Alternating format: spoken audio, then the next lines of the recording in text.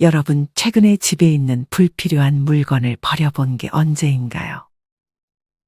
누군가는 필요 없는 물건을 바로바로 처분하고 누군가는 한 번에 몰아서 정리하기도 합니다. 하지만 또 누군가는 정리해야지라고 생각만 하다가 더는 손 쓸 수 없을 정도로 집이 어지러워지기도 합니다. 여기 경기도에 사는 강지영 씨는 오늘 어머니의 집으로 향합니다. 매주 목요일 저녁만 되면 강 씨는 어머니의 안부를 물으러 어머니 집에 방문했습니다. 하지만 강 씨는 어머니 집에 방문할 때마다 크게 스트레스를 받습니다. 나이 들면 점점 물건도 정리해야 다칠 위험도 적어지고 그보다도 나중에 어머니가 돌아가시면 방마다 산처럼 쌓인 물건을 어떻게 치워야 하나 막막했습니다. 강 씨는 어느 순간 어머니의 집 정리를 포기했습니다. 어머니가 가지고 있는 짐이 하도 많아서 20평이 넘는 집인데 발 디딜 곳을 찾기가 어려울 정도였기 때문입니다. 처음에는 그래도 마루는 깨끗했습니다. 하지만 물건들이 점점 방에서 마루로 침범하더니 거실까지 점령한 것이었습니다. 이런 강 씨의 어머니는 물건을 정리하기는커녕 심심할 때면 홈쇼핑에 나오는 물건을 구입하는 것에 중독되어서 강 씨는 더욱 고민이 많았습니다. 강 씨가 뭐 하나 버리려고 하면 강 씨의 어머니는 강 씨가 시야에 없는데도 불구하고 발그락거리는 소리만 들리면 꼭 한마디를 했습니다. 그거 다 돈인데 왜 버려? 나 죽고 나면 버려라. 그런 강 씨는 어머니와 약속을 했습니다. 엄마, 내가 그런 물건 안 버릴 테니까 딱 5개만 정리하자. 5개? 그 정도는 괜찮을 것 같네. 제일 먼저 버릴 게 뭔데? 강 씨는 대답하기 전에 안방으로 들어갑니다. 그리고 장롱에 있던 베개들을 싹 다 꺼냅니다. 첫 번째는 베개야. 엄마 안 쓰는 베개들 언제까지 가지고 있을 거야? 아마 많은 분들이 강 씨의 어머니처럼 쓰지도 않는 베개를 여러 개 가지고 있는 경우가 있을 것입니다. 하지만 사실 우리가 애용하는 베개는 하나면 충분합니다. 이제껏 여러 종류의 베개를 사용해 보셨을 수도 있습니다. 그중 유난히 나에게 맞는 베개를 아마 지금까지도 사용하고 계실 것입니다. 우리는 우리에게 맞는 그 베개 하나를 가지고 계속 쓰다가 그 베개가 너무해지면 그때 돼서 원래 쓰던 베개를 버리고 똑같은 베개나 비슷한 베개를 구매하면 되는 것입니다. 아마도 부모님들 중 자식들이 집에 오면 자고 갈 베개 몇 개를 남겨두기도 하실 것입니다. 하지만 자식들이 부모님 집에서 자고 가는 날은 1년 동안 세봐도 그렇게 많지 않을 것입니다. 만약 자식들이 자주 와서 자고 간다면 그때는 자식들 베개 몇 개를 남겨두면 되지만 그렇지 않다면 굳이 많은 베개를 고이 보관할 필요는 없습니다. 아주 가끔 자식들이 자고 갈 때 베개가 없어도 천을 여러 번 접어서 적당히 낮은 베개로 쓸 수도 있고 겉옷이나 두꺼운 옷을 베개 대신 사용할 수도 있습니다. 간혹 허리를 지지하거나 발을 올려놓기 위해 베개를 사용하시는 분들도 있습니다. 그런 분들은 베개 2개만 남겨놓고 장롱 한 구석을 차지하고 있는 나머지 안 쓰는 베개들은 처분하는 게 좋습니다.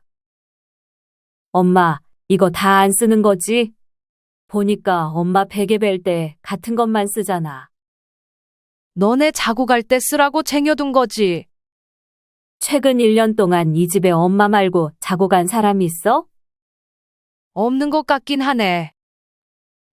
이런 강 씨의 말에 어머니도 그간 안 쓰던 베개를 버리는 것을 허락했습니다. 그 다음은 뭐 버릴 거야?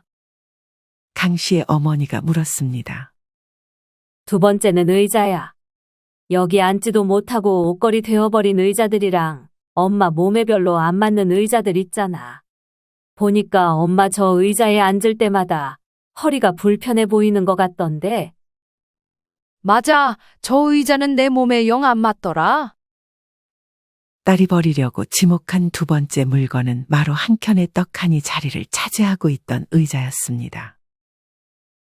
강 씨의 어머니가 편하게 앉으려고 의자를 하나 샀지만 이상하게 10분만 앉아 있어도 허리가 아팠습니다. 그래서 대부분 옷을 걸어 놓는 용도로 의자를 사용했습니다. 의자는 그냥 버리기 아까우니까 내가 당근마켓에 먼저 올려볼게. 그 돈은 엄마 줄게. 대신 그 돈으로 다른 의자 사지 마. 오래 앉아 있는 건 안 좋기도 하고.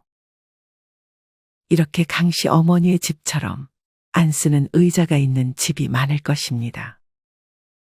뭔가 앉기에는 불편하고 그렇다고 그냥 버리기는 아까운 대표적인 물건이 의자가 아닐까 합니다. 예전에 세계보건기구에서 의자병을 경고했던 적이 있었습니다. 앉아서 생활하는 것이 흡연보다 위험하다는 연구 결과와 함께 오래 살려면 의자부터 치우라고 말하기도 했습니다. 2017년에 보건복지부 통계에 따르면 우리나라 국민의 56.6%는 하루 평균 8시간 이상 앉아서 생활하는 것으로 나타났는데 이 가운데 12시간 이상 앉아 있는 사람은 21%에 달했다고 합니다. 당연히 집에 있는 시간이 긴 은퇴자나 노인분들은 앉아 있는 시간이 많을 수밖에 없습니다. 물론 하루 종일 서 있을 수는 없겠지만 그래도 서 있고 움직이는 시간을 인위적으로 늘리는 것이 좋습니다. 그리고 앉아 있더라도 허리나 목, 어깨가 불편하지 않은 나에게 맞는 의자를 골라야 합니다. 그런 의자가 아니라면 어차피 자리만 차지하기 때문에 부피가 결코 작지 않은 의자의 처분을 고려해 보는 것이 좋습니다. 앞서 강 씨처럼 의자의 경우 그냥 버리는 것보다 중고로 먼저 팔거나 팔 수 없는 너무해진 의자라면 동사무소에서 대형 폐기물 스티커를 받아서 처분할 수 있습니다. 아직도 3개나 남았어? 이제 그만하면 안 돼? 안 돼. 약속은 약속이잖아. 그럼 3번째는 뭐야? 3번째는 지금 엄마가 서 있는 매트야.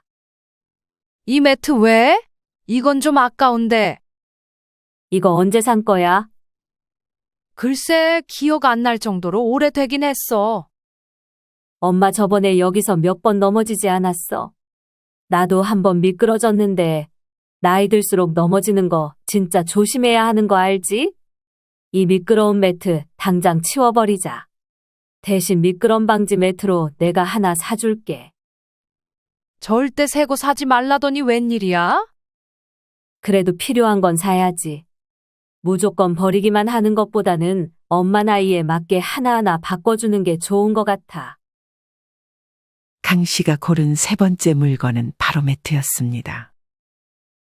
특히나 다른 곳보다 욕실만큼은 미끄럼 방지 매트를 구비해 주는 것이 좋습니다.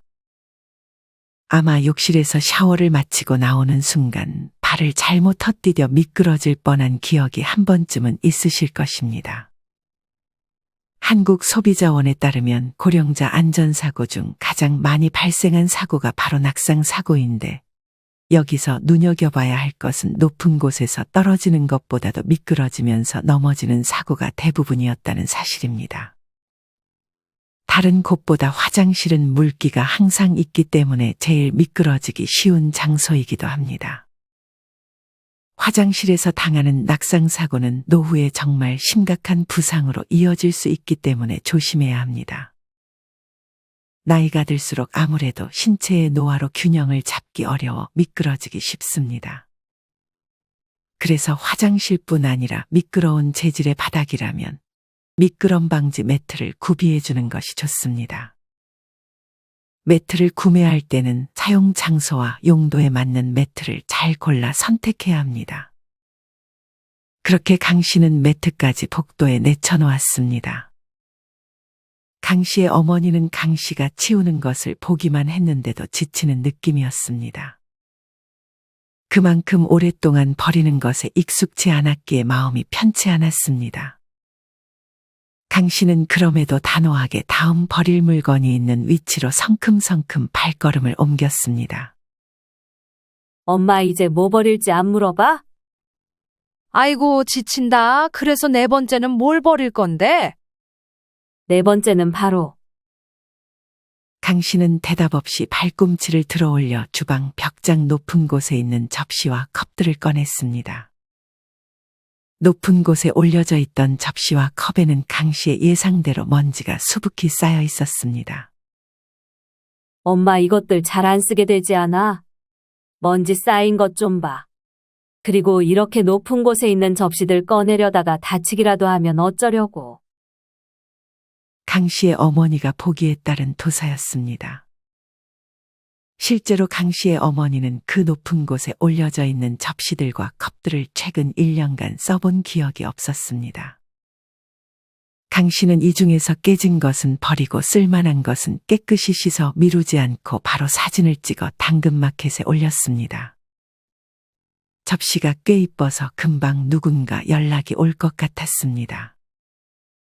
아니나 다를까 사진을 찍어 올린 지 10분도 채 되지 않아 누군가에게서 접시를 사겠다는 연락이 왔습니다.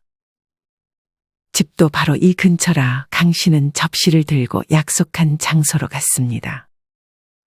이렇게 아주 쉽게 강 씨는 물건을 처분하면서 돈까지 벌 수 있었습니다.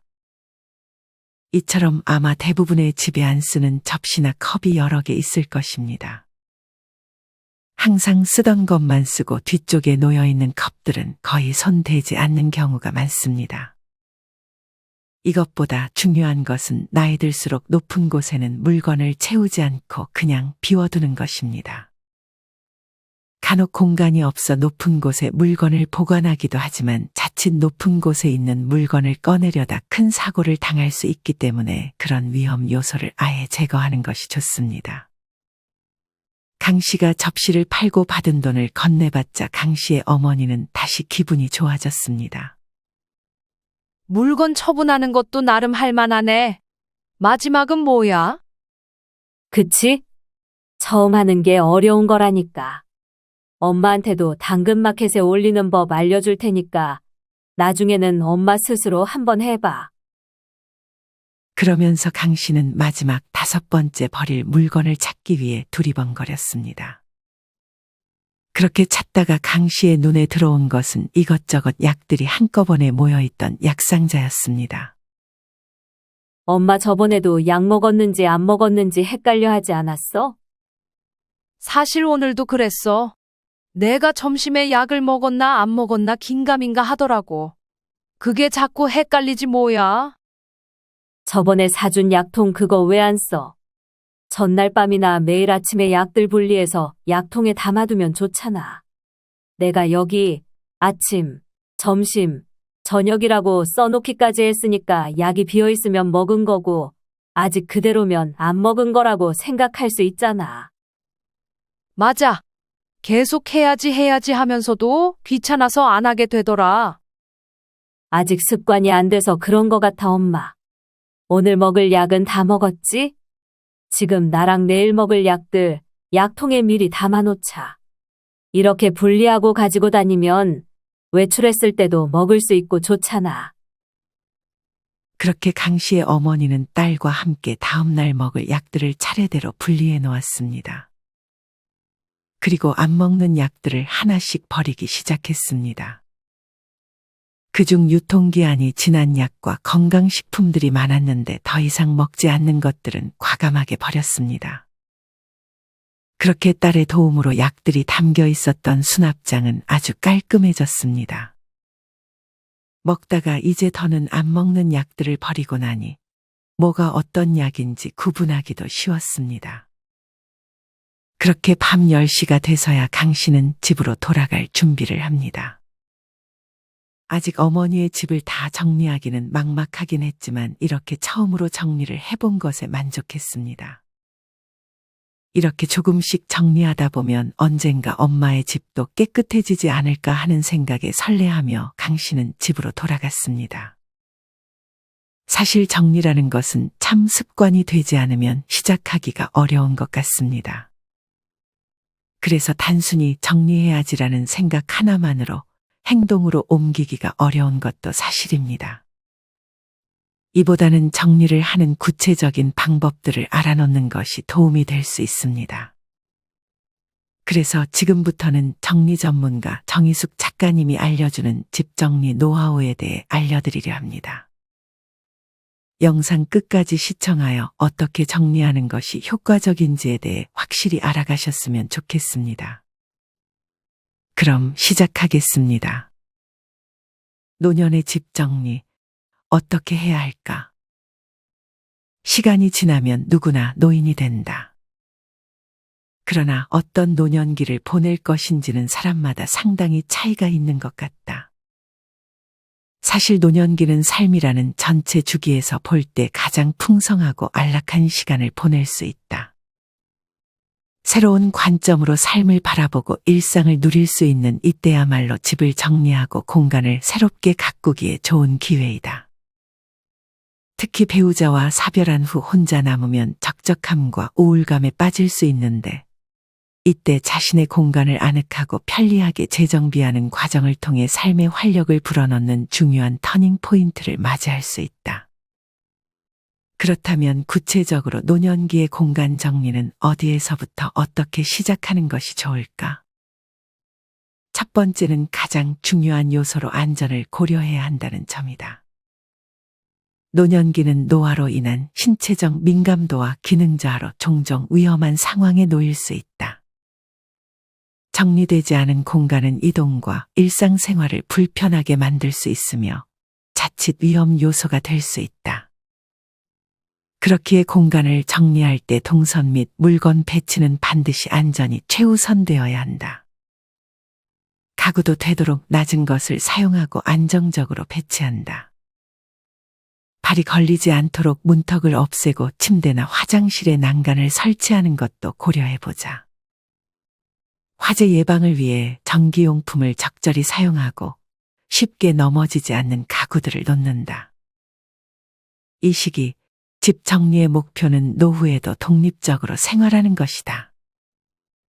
두 번째는 편의성이다. 간간한 일상생활에서도 어려움을 겪을 수 있으므로 물품의 사용이나 보관이 편리하도록 배치하고 주방 물품도 가벼운 것으로 바꾼다. 주방과 욕실 등 주요 생활 공간을 효율적으로 조성하여 음식 준비, 세탁, 목욕 등의 일상 활동을 편리하게 할 수 있도록 한다. 수납 공간의 높낮이를 조절하고 손잡이를 추가로 설치하여 생활의 불편함을 최소화한다. 세 번째는 청결이다. 깨끗하고 청결한 공간은 미생물의 번식을 막고 건강을 유지하는 데에도 도움이 된다. 자주 환기를 시킬 수 있도록 창가에 물건을 쌓아두지 말고 방문도 활짝 열릴 수 있도록 한다. 혼자 청소하기 힘들다면 스마트 기기나 외부 도움을 받는 방법도 고려해보자. 네 번째는 소통이다. 비상연락처를 냉장고 문에 붙이는 등 눈에 보이는 곳에 두고 힘들 때 언제든 도움을 요청하는 것은 물론 친구, 가족, 이웃들과의 만남을 즐길 수 있도록 한다. 특히 거동이 힘들면 우울증이 찾아오기도 한다. 친구, 가족, 이웃들과의 교류와 소통을 촉진하는 공간을 조성하여 사회적 고립을 예방해야 한다. 공간에 대한 전반적인 계획을 세웠다면 어떤 물건을 선택하고 어떻게 정리할 것인지 구체적인 방법에 대해 알아보자. 우선 첫 번째는 편안한 가구와 소품들을 선택하는 것이다. 되도록 편안하게 앉거나 누울 수 있는 가구가 좋다. 근육과 관절에 무리가 가지 않도록 디자인된 의자나 침대인지 확인하자. 현란한 디자인의 가구나 물품보다는 단순하고 실용적인 디자인, 기능이 많고 복잡한 물품보다는 쉽게 조작할 수 있는 제품을 선택하자. 서랍이나 선반에는 손잡이나 고리를 추가로 달아 사용에 어려움이 없도록 하는 게 좋다. 두 번째는 접근성과 가시성에 대한 고려이다. 물건에 쉽게 접근하고 무엇이 어디에 있는지 쉽게 파악할 수 있도록 배치하는 것이 좋다. 가장 자주 사용하는 물건은 잘 보이는 곳에 두고 잘 사용하지 않는 물건은 뒤쪽이나 상자에 보관하여 불필요한 혼잡함을 줄인다. 물건들을 사용 빈도나 기능에 따라 카테고리별로 분류해 두면 찾기 쉽고 혼란을 줄일 수 있다. 특히 휴대전화, 리모컨, 건강을 돕는 약품, 안경, 청력 보조기, 지팡이 등 필수적인 물건들은 가까이 두자. 세 번째는 미끄러지거나 넘어지는 등 안전에 위협이 되지 않도록 집안에서 물건들을 적절하게 정리하는 것이다. 꼭 필요한 물건들만 남기고 쓸모없는 물건들은 버리자. 무거운 물건들은 너무 높게 두면 불편함으로 낮은 높이의 수납 공간을 충분히 마련할 것을 권한다. 네 번째는 집안의 경로와 통로를 잘 확보하는 것이다. 산만한 물건들이 통로를 막지 않도록 주의하자. 특히 여기저기 널려 있는 약통에 넘어지는 경우도 종종 있으니 매일 챙겨야 하는 물품들은 안전한 곳에 모아둔다. 어두운 공간보다는 밝고 환한 공간에서 물건을 찾기 쉽다. 가독성이 뛰어난 큰 글자의 라벨과 밝은 조명을 사용하자. 집을 정리할 때 가장 손이 많이 가고 고민이 되는 부분이 옷 정리일 것이다. 옷을 정리할 때도 집에 있는 옷을 모두 꺼내어 보길 바란다. 이렇게 많은 옷이 있다는 사실에 놀랄 것이고, 몇 년 동안 입지 않은 옷이 많다는 사실에 놀랄 것이고, 언제 이걸 샀는지 잊어버리고 있던 옷들이 이 방 저 방에서 나와서 놀랄 것이다. 부자들의 옷장은 어떤 모습일까? 부자들의 옷장을 살펴보면 정리된 상태 그 자체로 그들의 성공적인 삶과 라이프 스타일을 반영하고 있다. 나도 예전엔 부자들의 옷장에 엄청나게 많은 옷들이 있을 것이라고 생각했다. 그러나 의외로 옷이 많다고 느끼질 못했다. 오히려 과도하게 옷이 많은 부자들은 드물었다. 평범한 품질의 옷을 10벌 살 돈으로 좋은 옷 한 벌을 산다고나 할까. 자신에게 잘 어울릴 만한 옷을 고심해서 최소한으로 산 뒤 옷이 숨을 쉴 수 있도록 옷장 속 공간을 넉넉하게 비워두었다. 잘 정돈된 공간이 주는 안락함과 편안함이 우리 기분에 미치는 영향은 어마어마하다. 옷장 문을 열었을 때 색깔별, 용도별로 잘 정돈된 옷을 보는 일, 신발장을 열었을 때 깨끗하게 늘어서 있는 신발을 보는 일은 그저 시각적 쾌감만 선사하지 않는다. 언제든 필요한 것을 꺼내 쓸 수 있다는 것만으로도 자신감이 생긴다.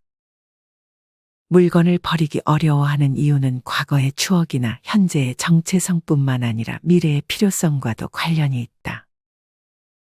그리고 이것이 아마 대부분의 사람들이 잘 버리지 못하는 결정적 이유일 것이다. 바로 언젠가 쓸지도 모른다는 생각이다. 10년 전에 입었던 옷이 언젠가 다시 유행할 수도 있고, 어머니에게 물려받은 식기 세트가 레트로 유행으로 돌아올 수도 있다. 현재 쓰고 있지 않다는 확실성보다 쓸지도 모른다는 불확실성에 더 크게 가치를 두면 버리기 어려워진다. 설령 물건을 버리겠다고 마음먹어도 나중에 필요하게 되면 어떡하지, 새로 사기엔 아까운데 하는 후회와 불안감이 생기면 결정을 내린 뒤에도 불안해진다. 하지만 너무 많은 물건은 오히려 우리가 소중하게 여기는 것들을 흐리게 만든다. 뷔페에 가서 무엇을 먹을지 고민하다가 결국 김밥만 먹고 왔다는 우스갯소리를 들은 적 있다. 그럴 바에는 한두 가지 음식이 정갈하게 나오는 음식점에서 오롯이 즐긴 한 끼가 훨씬 기억에 남고 몸에도 좋을 것이다. 지금까지 정리에 관심이 없었던 사람들을 위해 작은 팁 3가지를 알려주고자 한다. 부담스럽지 않으면서도 당장 실천할 수 있는 것들이다. 첫 번째는 원싱이다. 매일 한 개의 물건이나 아이템을 정리하는 것이다. 불필요한 서류, 오래된 식재료, 안 입는 옷 등 무엇이든 좋지만 특히 권하는 것은 일회용품을 바로 처리하는 것이다. 쓰지 않을 일회용품은 아예 받지 않거나 습관적으로 받아온 물건이 있다면 오늘 안에 처리해보자. 두 번째는 3분 정리를 실천하는 것이다. 매일 아침이나 저녁, 시간을 정해서 3분 동안 주변을 정리하고 정돈하는 습관을 만들어 보자. 3분 동안 부담 없이 서랍 한 칸을 정리하거나 책상을 정돈하는 등 작은 공간부터 시작하면 조금씩 습관을 형성할 수 있다.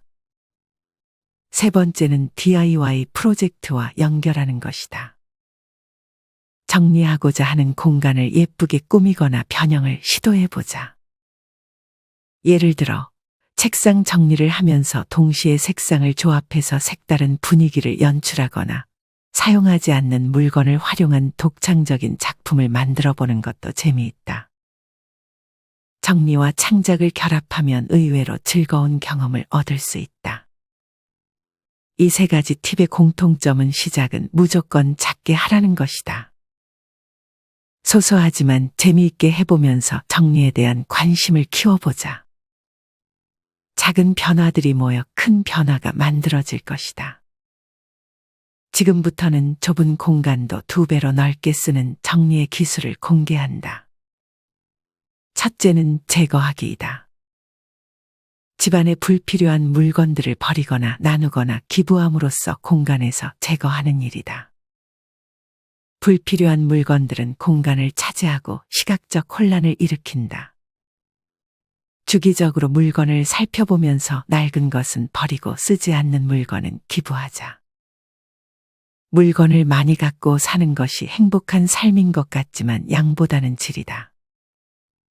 잘 버리는 일은 잘 남기는 일이기도 하다. 그러기 위해서는 2가지가 필요하다. 하나는 민감한 소유 인식이다. 우리는 종종 물건을 보관하는 습관에 휘둘리곤 한다. 계속해서 물건을 사고 쟁이는 습관은 불필요한 물건을 쌓이게 만든다. 자신의 소유에 대해 민감해져야 한다. 실제로 사용하거나 가치를 느끼는 물건들을 구별하고 그 외의 물건들을 정기적으로 검토하여 추가로 버리는 것이다. 또 하나는 지속 가능한 소비 습관의 형성이다. 불필요한 물건을 줄이기 위해서는 새로운 물건을 구매하는 습관 또한 조절해야 한다. 중요한 것은 물건의 품질을 우선시하는 것이다. 품질이 좋은 제품은 오래 사용할 수 있으며 물건을 자주 교체하지 않아도 된다. 둘째는 수직과 수평 공간 활용하기이다. 방, 주방, 거실 같은 정해진 공간 외의 벽과 천장 등 수직과 수평의 공간을 활용하는 것이다. 벽에 선반을 부착하거나 간단한 훅을 이용하여 물건을 걸어두자. 수평적인 공간을 활용하는 법은 창문틀이나 천장에 서스펜디드 쉘프를 설치하는 것이다. 화분이나 장식품을 매달면 공간을 활용하면서도 아름다운 인테리어 요소로 활용된다. 침대 아래 공간을 활용하거나 행거를 확장하고 선반과 수납장을 설치하는 것도 고려해 볼 만하다. 그러나 수납을 많이 하기 위해 벽이나 천장을 이용하는 것은 피하는 게 좋다. 여러 번 강조하지만 물건의 양이 공간의 한계를 넘어서면 집은 금세 창고가 된다. 공간을 정리함으로써 생기는 이익은 한두 가지가 아니다. 우선 당장 이사 비용이 들지 않는다. 4인 가구의 이사비가 평균 200만 원 정도라고 보면 정리를 하는 것만으로도 이 돈이 절약되는 셈이다. 게다가 불필요한 물건을 구입하지 않고 기존에 가지고 있던 물건들을 효율적으로 활용하게 되어 생활비 자체가 눈에 띌 정도로 크게 줄어든다. 물건마다 정해진 공간이 있으니 수납용품을 새로 살 이유도 없어진다. 물건의 재고 파악이 쉬워져 같은 물건을 몇 개씩 사는 일도 없다. 의류는 물론 가전제품이나 가구도 깨끗하게 관리해서 쓰기 때문에 수리나 교체 비용도 줄어든다. 우리가 일상에서 가장 오래 머무르는 동시에 가장 중요하게 여기는 공간은 어디일까? 바로 집이다. 집은 모든 여정의 출발점이자 도착점이다.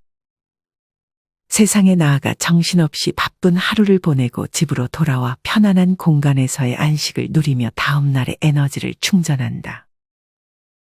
집에서 우리는 일상을 누리고 소중한 순간을 보낸다.